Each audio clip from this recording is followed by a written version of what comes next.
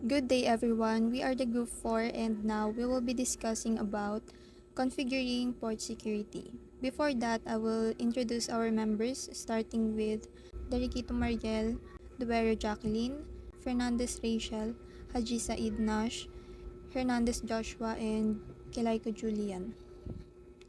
So these are the contents of our report.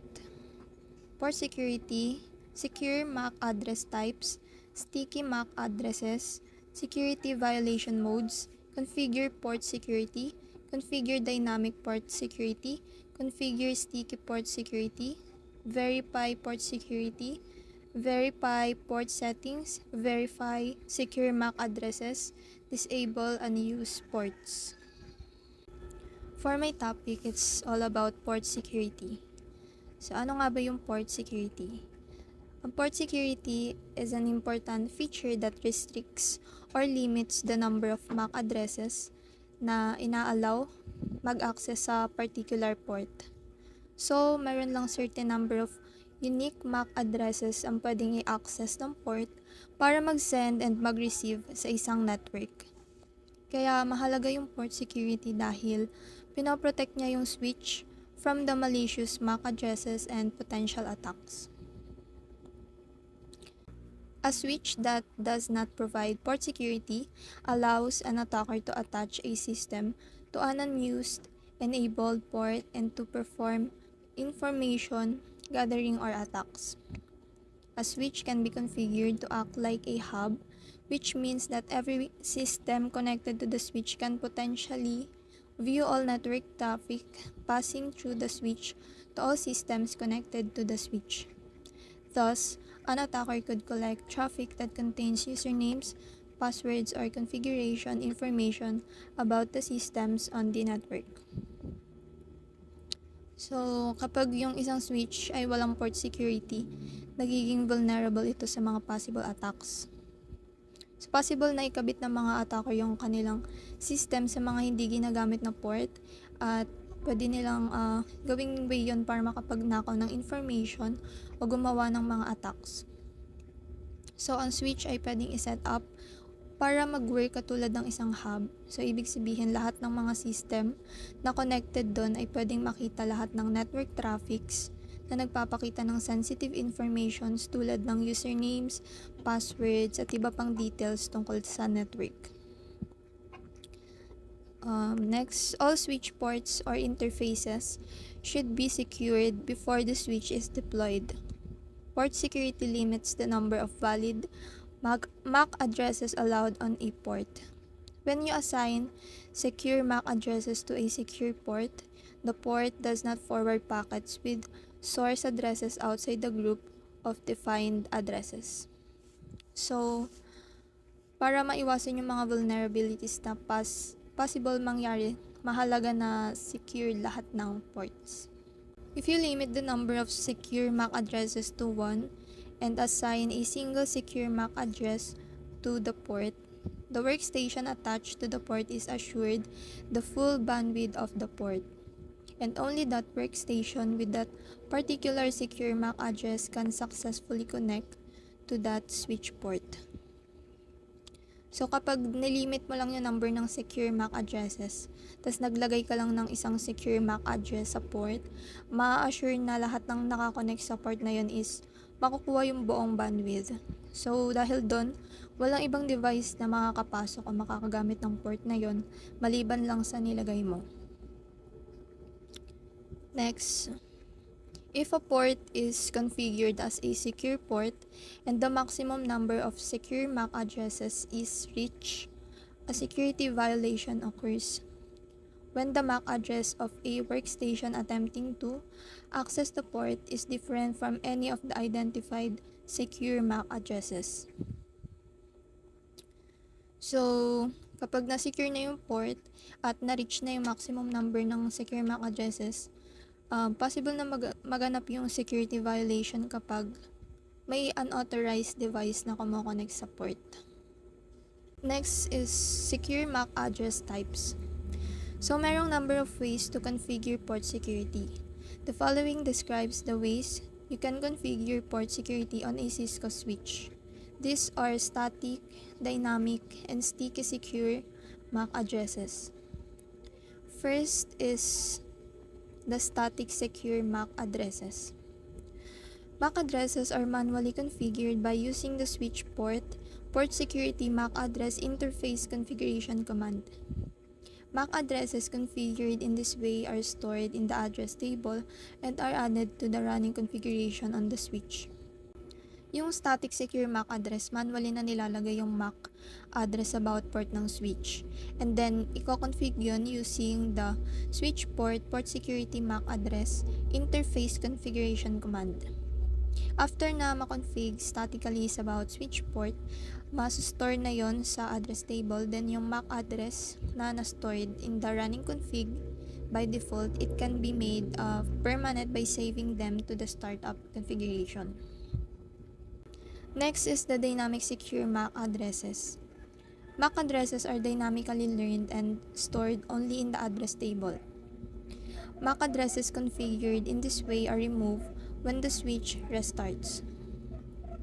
So, yung dynamic secure MAC addresses mula sa mga device na nakakonect sa switch port, automatically din na napupunta sa running config, unlike sa static na manually nilalagay. So, yung mga address ay nakastore lang sa address table and pwedeng mawala kapag yung switch port ay nawalan ng connection o kapag nag-reboot or nag-restart yung switch. So, ibig sabihin, ang dynamic secure MAC address ay temporary lang and pwedeng mawala kapag nawala ng connection yung device sa switch port or kapag na-restart yung switch. Next is the sticky secure MAC addresses. You can configure a port to dynamically learn MAC addresses and then save these MAC addresses to the running configuration. So, yung sticky secure MAC address, parang combination siya ng dynamic and static configuration. Dahil flexible siya sa pag-receive ng mga bagong device na kumokonek, habang nagbibigay ng permanent and controlled configuration tulad ng static secure MAC address. So, sticky MAC addresses. So, sticky secure MAC addresses have these characteristics. First one is when you enable sticky learning on an interface by using the switch port security MAC address sticky interface configuration command, the interface converts all the dynamic secure MAC addresses, including those that were dynamically learned before sticky learning was enabled. So, to sticky secure MAC addresses and adds all sticky secure MAC addresses to the running configuration. So, para ma-enable mo yung sticky learning sa isang interface, gamit ang command na switch port security configuration ng interface, binabago nito ang lahat ng mga dynamic na secured MAC address, including yung mga naka-dynamic na bago pa man ma-enable yung sticky learning para mas sticky secure yung mga MAC addresses at ma-add lahat ng mga addresses ng sticky MAC addresses sa running config. Second is, if you disable sticky learning by using the no switch port security MAC address sticky interface configuration command, the sticky secure MAC addresses remain part of the address table but are removed from the running configuration. So, kapag naman disable mo yung sticky learning, gawin yung no switch port security MAC address sticky interface configuration command, magsistay pa rin yung sticky secure MAC addresses as part ng address table pero maalis na siya sa running configuration. Next is when you configure sticky secure MAC addresses by using the switch port security MAC addresses, sticky MAC address interface configuration command, these addresses are added to the address table and the running configuration. So if port security is disabled, the sticky secure MAC addresses remain in the running configuration.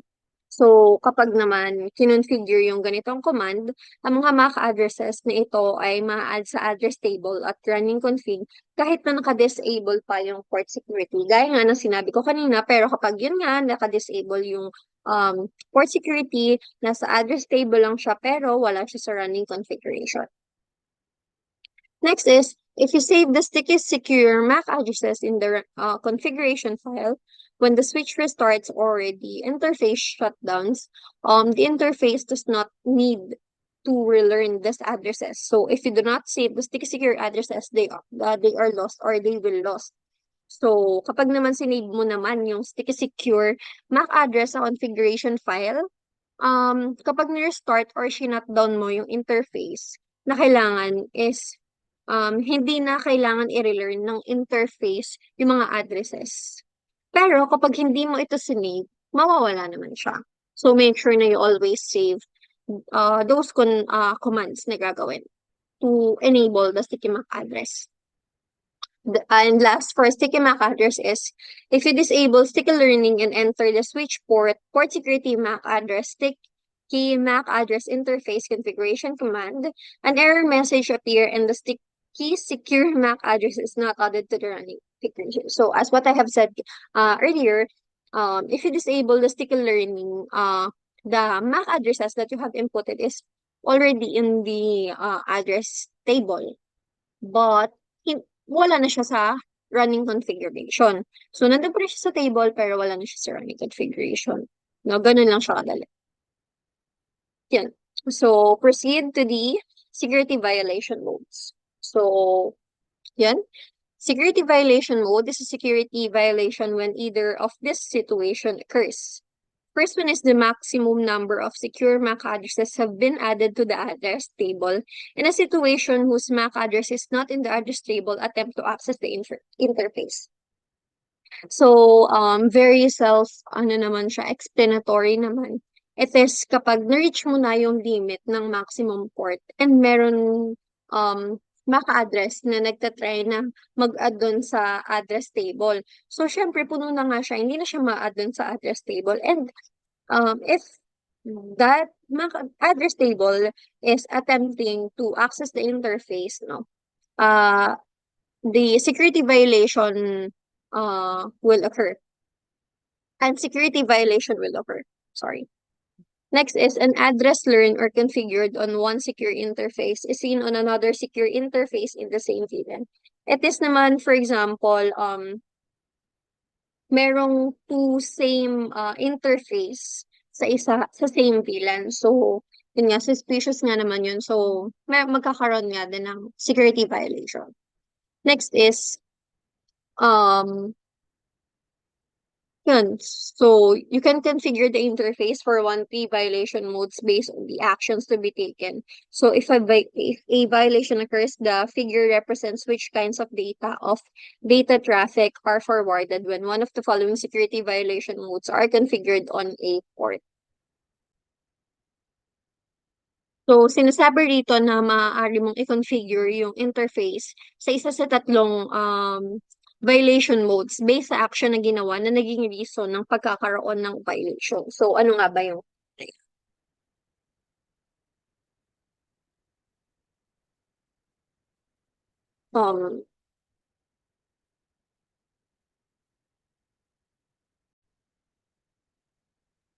so these are the three security violation mode. The first one is protect. So when the number of secure MAC addresses reaches the limit allowed on the port, packets with the known source addresses are dropped until you remove a sufficient number of secure MAC addresses or increase the number of maximum allowable addresses. So you are not notified that a security violation has occurred. So dito naman is sinasabi dito na kapag na-reach na yung limit na allowed na number of ng MAC addresses na dapat meron yung ports and meron yung address table is magkakaroon na ng security violation. So, yung mga packets na may mga unknown source of addresses ay dinadrop na hanggang sa ikaw na mismo yung magtanggal ng mga excess MAC address or hindi kaya naman is palitan mo yung maximum allowable MAC addresses na makakapag-enter dun sa address table mo para makapasok yung other MAC addresses, no? So, yun. So, ikaw rin ay mananotify. After nun, ikaw rin ay mananotify na may nangyaring security violation dun sa network. So, the next is restrict. So, when the number of secure MAC addresses reaches the limit allowed on port packets with unknown source addresses are dropped until you remove a sufficient number of secure MAC addresses or increase the number of maximum allowable addresses. So in this mode, you are notified that a security violation has occurred, and specifically an SNMP trap is sent. So a syslog message is logged and the violation counter increments. So pangalawa is mag-restrict. So dito naman is kapag ganyan nga na-reach na yung limit ng mga MAC addresses sa port ay yun nga, kung hindi ka magdadagdag ng number of maximum allowable port, ay need mong magbawas ng mga unknown sources packets or ng mga MAC addresses, no? Sinasabi rin dito na may notification kang matatanggap na may nangyari security violations, specifically ang tinatawag na SNMP trap, no? So, ito yung matatanggap mo. Ito yung must send sa'yo. So, may syslog na may log and madadagdagan yung violation counter. So, for additional information, ang SNMP ay isang uri ng message na ipinadadala ng isang network device. For example, nun is yun nga, router, switch, or server, no, sa isang network management system. So, upang magbigay ng um, abiso o information tungkol sa isang kaganapan or pangyayari sa network, kagaya nga ng security violation mode. So, yun. Ang SNMP ay maaaring ipinapadala ng isang network device kapag mayroong mga security violation, yun nga, no, o paglabag na naitala, tulad ng pagkakaroon ng hindi ng mga unauthorized access sa isang port o device. Ito ay isang paraan upang ma-notify agad yung mga authorized personnel or mga network administrator na may mga posibleng issue sa security ng isang network. And lastly is the shutdown. In this mode, the port security violation causes the interface to immediately become error disabled and turns off the port LED. It also sends an SNMP trap, logs a syslog message, and increments the violation counter. So when a secure port is in the error disabled state, you can bring it out of the state by entering the shutdown and no shutdown interface configuration command. So, dito naman is, kapag magiging isang effect ng security violation is di-disable yung network mo. Pero that disable is error disabled lang naman, no? So, yun nga, same lang din siya sa restriction, nagsisend din siya ng SNMP trap, no?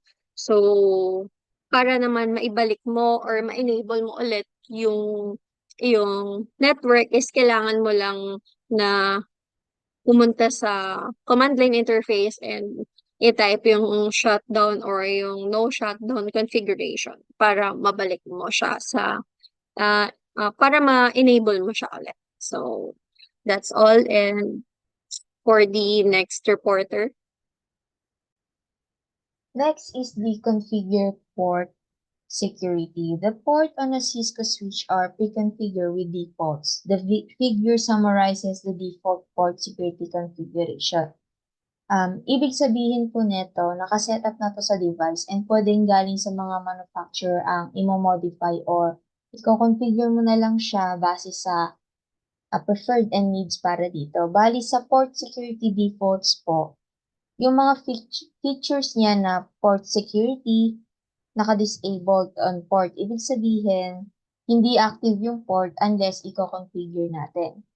Next is maximum number of secure MAC addresses, which is 1. In default settings, naka 1 siya. It means 1 secure MAC address lang yung acceptable bawat port.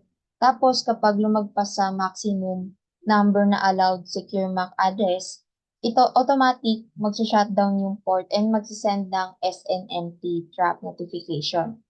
And yun naman yung sa violation mode.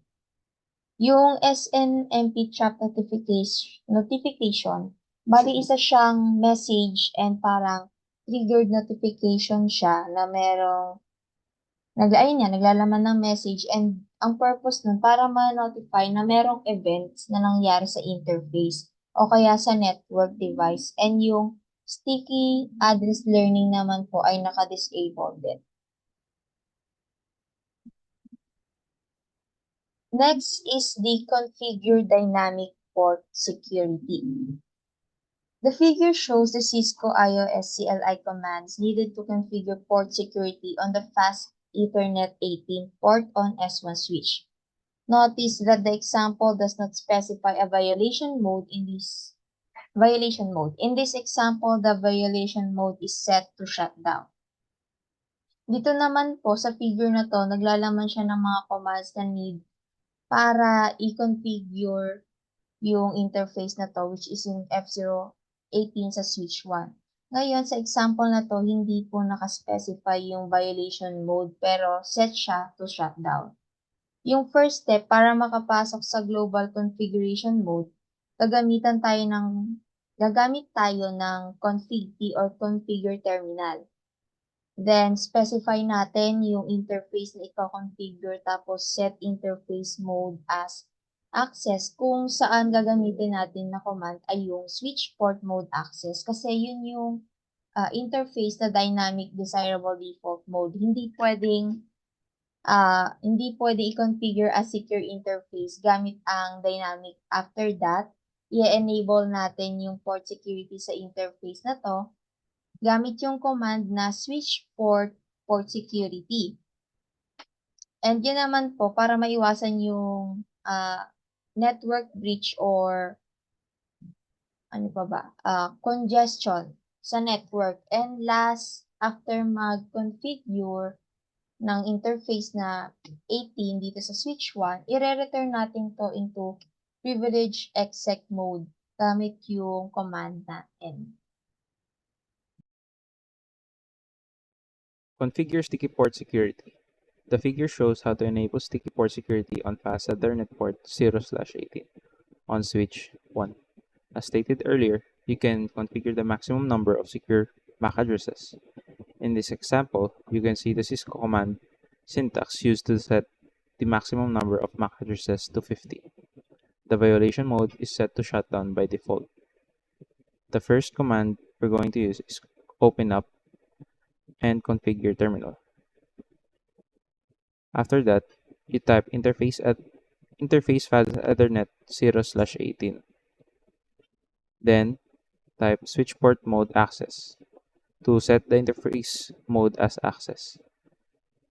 Switch port -security to enable the port security on the interface. To set the maximum number of secure addresses to 50, you're going to type switch port -security maximum to 50. To enable sticky learning, you're going to type switch port -security MAC addresses -address sticky. To return the privilege EX mode, you're going to type end.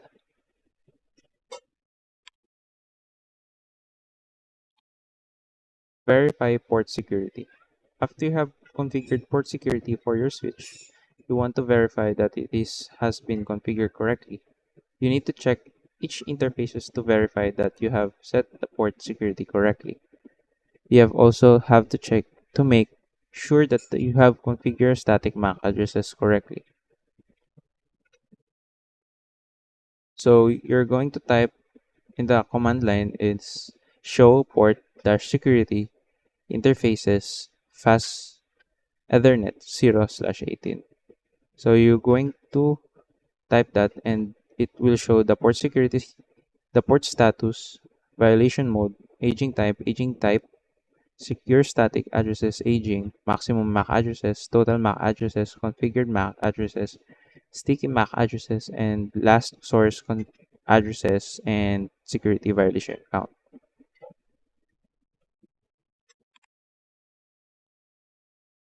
To display port security settings for the switch or for the specified interface, use the show port security interface -id command. The output displays the following: maximum allowed numbers of secure MAC addresses for each interface, number of secure MAC addresses on the interface, number of security violations that have occurred, and violation mode.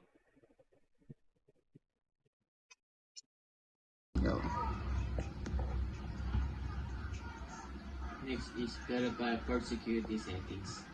To verify port security settings in the network switch, you can use the show port security interface ID. This command will provide you the information about the port security settings for either the interface switch or a specific interface depending on how you will use it. Here are how to interpret the output of the command. First is maximum allowed number of secure MAC address for each interface. This shows the maximum number of security MAC addresses that can be associated with each interface. This is the limit set of the interface. Next is the number of secure MAC addresses on the interface. This displays the current number of security MAC addresses that already learned and stored on the interface. Next is a number of security violations that have occurred. This shows the count of the security violations that have occurred on the interfaces the port security was enabled. A violation will occur when an unauthorized MAC address attempt to use the interface. Next is violation mode. This indicate the action the switch will take when a security violation occur. The option typically including protect, restrict, and shutdown. Protect: when a violation occur, the switch will drop packet from unauthorized MAC addresses but does not increment the violation count. Restrict: when a violation occurs, the switch will drop packet from unauthorized MAC addresses and increment the violation count. Last is shutdown: when a violation occurs, the switch will put the interface in an error disable state, shutting down the port. To execute the command, you usually need to have administrative access to the switch command line interface or CIL and enter the appropriated mode for configuration or status checking. Here are the sample on how you use the command. General port security settings. Show port security. Specific interface.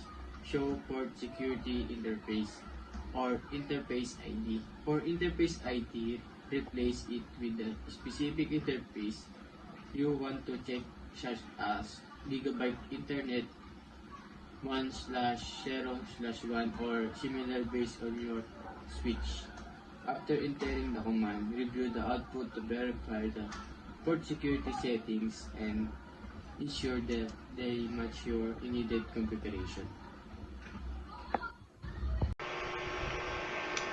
Okay, verify secure MAC address. The display of secure MAC address will fill all the switch interface or specify interface with aging information for each used to show port security. So dito makikita natin na bine-verify si MAC address if already config on the old switch. As you can see, kinonfig natin yung show port security address. Meron VLAN address and type of port. So, meron dito yung pass internet 0/8. So, it's already secured into MAC address. Okay, next. Display unused port. A simple method when network is used to help secure the network from unauthorized access to save all unused port on network switch. For example, imagine this is If there's RT, fast internet connection is good security practice demand that you disable the 25 unused port the figure show partial output. So in short, it it disabled the unnecessary port that connected into your switch kasi it's not already authorized from your switch and possibility din na mag-cause of the traffic. So we should shut down the unnecessary port from your switch.